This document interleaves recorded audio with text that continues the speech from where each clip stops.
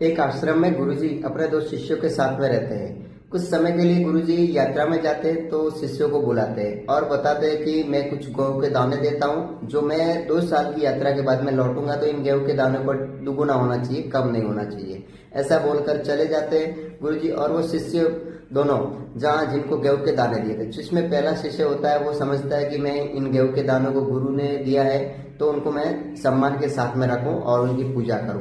और दूसरा शिष्य होता है वो समझता है कि इस गेहूं के दानों को दुगुना करके देना है, तो वो कुछ सुझाव लेकर गांव जाता है और अपने पिताजी से मांगता है कि कुछ जमीन मुझे दो ताकि मैं इस गेहूं के दाने को मैं दुगुना कर सकूं।